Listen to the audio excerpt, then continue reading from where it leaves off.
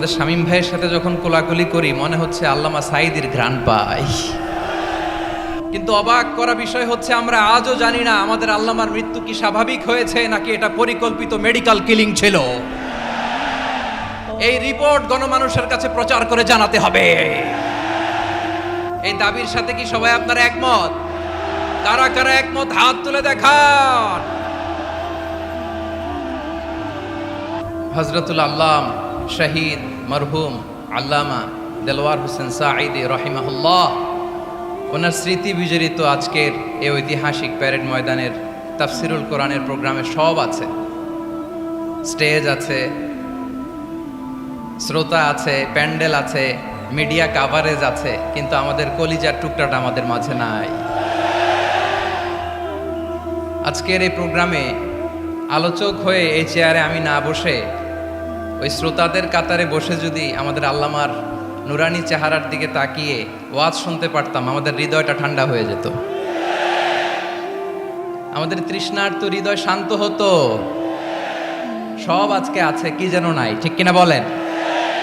আল্লাহ তাআলা প্রতি 100 বছরে একজন মুজাদ্দিদ পাঠায়, প্রতি 100 বছরে একজন মুজাদ্দিদ, যিনি সমাজকে সংস্কার করেন।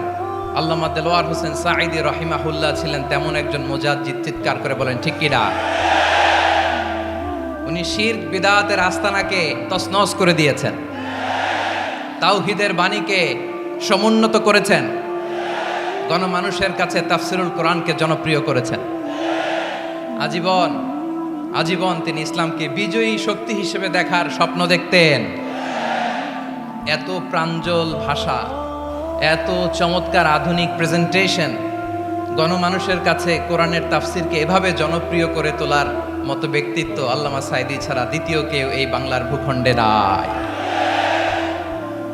এই যে তাফসিরুল কোরআন, এই যে টার্মিনোলজি, এই টার্মটাই উনি আসলে জনপ্রিয় করেছেন। আমরা আগে জানতাম না যে এভাবে তাফসির করা যায়, এভাবে scientific indications of the Holi কোরআনকে মানুষের কাছে পেশ করা যায়, এভাবে এত জীবন ঘনিষ্ঠ করে, এত ইন্টারেক্টিভ করে কোরআনের কথাগুলো মানুষের কাছে উপস্থাপন করা যায়। উনি অন্যায়ের বিরুদ্ধে সবসময় সোচ্চার ছিলেন, প্রতিবাদী কণ্ঠস্বর ছিলেন। ওনার আলোচনা শুনলে দেহের রক্ত টকবক করে ফুটতে থাকতো। আল্লাহু আকবার, আল্লাহু আকবার, আল্লাহু আকবার। He was a strong mouthpiece of Islamic revivalism. Islamic জাগরণের স্ট্রং মাউথপিস ছিলেন আল্লামা সাঈদী রাহিমাহুল্লাহ। অনেক দোয়া পেয়েছেন, আমরা পড়েছি, এমন জীবন তুমি করিবে গঠন, মরণে হাসিবে তুমি, কাঁদিবে ভুবন। গোটা বিশ্বকে তিনি কাঁদিয়েছেন। আল্লামা যখন ইন্তেকাল করলেন, আমি তখন মালয়েশিয়া থেকে যুক্তরাষ্ট্রে একটা কনফারেন্সে যোগ দিতে যাচ্ছি, কাতার এয়ারলাইন্সে। মালয়েশিয়া থেকে দোহাতে নামলাম। দোহায় যখন আমার ট্রানজিট, তখন শুনতে পেলাম যে আল্লামা বিদায় নিয়েছেন। সোশ্যাল মিডিয়ায় শুনে বিশ্বাস করতে পারলাম না। মুহূর্তের মধ্যেই মাসুদ সাঈদী ভাইকে মেসেজ করলাম, উনি কোনো উত্তর দিতে পারলেন না। মাসুদ ভাইয়ের সাথে যখন কোলাকুলি করি, আমাদের শামীম ভাইয়ের সাথে যখন কোলাকুলি করি, মনে হচ্ছে আল্লামা সাঈদীর ঘ্রাণ পাই। শরীরটা লিটারালি কাঁপছিল, নিজেকে মানাতে পারছিলাম না, বিশ্বাস করতে পারছিলাম যে আসলে আল্লামা বিদায় নিয়েছেন। ইন দ্য মিন টাইম আমার সেকেন্ড ফ্লাইট দোহা টু নিউ ইয়র্ক, 12 ঘন্টার ফ্লাইটে উঠলাম, ইন্টারনেট থেকে বিচ্ছিন্ন হলাম। নামার পরে শুনলাম আল্লাহু আকবার, যেখানে ওনাকে কবরস্থ করার কথা ছিল সেখানেও কবর দিতে দেয়া হয় নাই। ছবিগুলো দেখতে লাগলাম, হাসিমাখা মুখ, হাসিমাখা নিথর দেহটা, মরণে হাসিবে তুমি, কাঁদিবে ভুবন। From east to west, from north to south, the entire globe, গোটা বিশ্ব ওনার জন্য কেঁদেছে, গোটা বিশ্ব কেঁদেছে। কাবার গিলাফ ধরে ধরে মানুষ চিৎকার করেছে।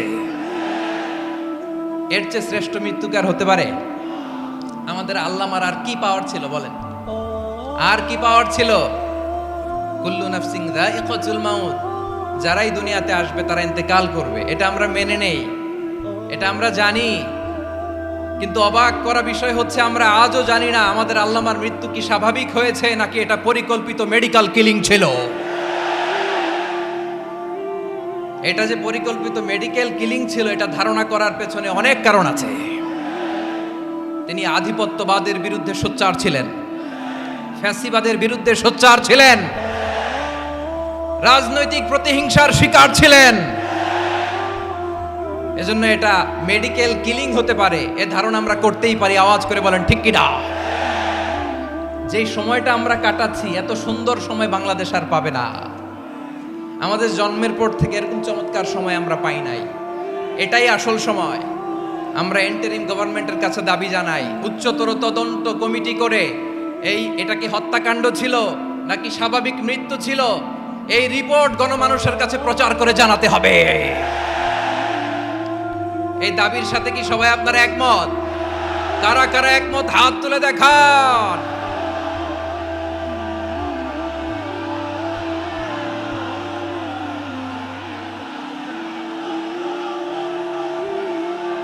আমার প্রিয় ভাইয়েরা, প্রিয় চট্টলাবাসী, আল্লাহ তাআলা তার এই মুখলেস গোলামকে তার জান্নাতুল ফেরদাউসের মেহমান হিসেবে কবুল করুক। তার জীবনের সকল খেদমাগুলোকে কবুল করুক। জান্নাতুল ফেরদাউসের আলা মাকামে তাকে মেহমান হিসেবে কবুল করুক। আল্লামা শহীদ দেলোয়ার হোসেন সাঈদী রাহিমাহুল্লাহ, উনি ছাড়াও এই ঐতিহাসিক ময়দানে কথা বলেছেন আল্লামা লুৎফুর রহমান রাহিমাহুল্লাহ। চলে গিয়েছেন আমাদেরকে ছেড়ে। তিনি বলতেন, ইনশাআল্লাহ মিজান আবার আসবে। হুজুর, আমি তো আসলাম, আপনি তো আমাদেরকে ছেড়ে চলে গেলেন। আল্লাহু আকবার, আল্লাহু আকবার, আল্লাহু আকবার। গলায় কোনো সুর ছিল না, সুর দিয়ে কথা বলতেন না, কিন্তু এত চমৎকার শব্দের বুনন, এত চমৎকার প্রেজেন্টেশন, এত চমৎকার ভাবে ঐতিহাসিক বর্ণনাগুলো তিনি উপস্থাপন করতেন। মন্ত্রমুগ্ধ হয়ে আমরা আল্লামা লুৎফুর রহমানের কথা শুনেছি। আমরা হযরতুল আল্লাম লুৎফুর রহমান রাহিমাহুল্লাহর জন্য এই বিশাল ময়দান থেকে দোয়া করছি, আল্লাহ তাআলা তুমি তোমার এই খাদেমকে জান্নাতের মেহমান হিসেবে কবুল করে নাও। আরো অনেক আল্লামারা এখানে কথা বলেছেন, বিশেষ করে বাইতুল শরফের মরহুম পীর সাহেব হুজুর থেকে শুরু করে আরো যারা যারা তারকাতুল্য ওলামায়ে কেরাম এই চট্টগ্রামের ময়দানে কথা বলেছেন, আলো ছড়িয়েছেন। আমরা এই লক্ষ লক্ষ তাওহীদি জনতাকে নিয়ে তাদের জন্য দোয়া করছি, আল্লাহ তাআলা ওনাদের জীবনের সকল ভুল ত্রুটি ক্ষমা করে দিয়ে তাদেরকে জান্নাতুল ফেরদাউসের মেহমান বানিয়ে নিক। আমরা এই ঐতিহাসিক প্যারেড ময়দানের প্রোগ্রাম থেকে স্মরণ করতে চাই 24-এর ছাত্র নাগরিক অভ্যুত্থানে আমার যে সমস্ত ছাত্র নাগরিক ভাইয়েরা দেহের তাজা রক্ত বিলি দিয়ে নতুন বাংলাদেশ আমাদেরকে উপহার দিয়েছে। বিশেষ করে আপনাদের এই চট্টগ্রামের শহীদ ফাইসাল, শহীদ ওয়াসিম সহ সকল শহীদকে আল্লাহ তাআলা কবুল করুক। আমরা সবাই পড়ি আমিন। প্রিয় ভাইয়েরা, আমি নগণ্য একজন কোরআনের ছাত্র। এত বিশাল মঞ্চে, এত বড় প্ল্যাটফর্মে কথা বলা আমার জন্য সাজে না। তারপরও আমাদের মুরব্বীরা আমাদের ডানে বায়ে বসে আছেন, ওনাদের আদেশ ক্রমে, ওনাদের অনুমতি ক্রমে কিছু কথা আজকের এই ঐতিহাসিক প্রোগ্রামে আপনাদের সামনে উপস্থাপন করার চেষ্টা করব। ওমা তৌফিক ইল্লা বিল্লাহ। প্রিয় ভাইয়েরা, 5 দিন ব্যাপী এই তাফসিরুল কোরআনের প্রোগ্রামে অনেক ওলামা হযরত কথা বলেছেন। যারা কোরআন সুন্নাহ থেকে আমাদেরকে কোরআনের কথাগুলো শোনালেন, আমরা যেন সেগুলো আমল করতে পারি, আল্লাহ আমাদেরকে তৌফিক দান করুন। শুরুতে আমাদের নিয়তটাকে খালিস করে নেওয়া দরকার। এই যে গ্যাদারিং, এই যে হিউজ শোডাউন, এগুলো যদি আমাদের নিজেদেরকে পরিবর্তন না করে তাহলে এতে কোনো লাভ নাই। জোরে বলেন ঠিক কিনা? এই প্রোগ্রাম যদি আমাদের জীবনকে পরিবর্তন করে, আমাদের চিন্তার ডিএনএ কে চেঞ্জ করে দেয়, তাহলেই চট্টগ্রামের প্যারেড ময়দান সার্থক। আসুন আমরা চিন্তাকে খালিস করে নেই। আমরা সবাই নিয়ত করি যে যতটুকু কথা আমরা কোরআনের আলোকে শুনবো, আমলের নিয়তে শুনবো ইনশাআল্লাহ। বলেন সবাই।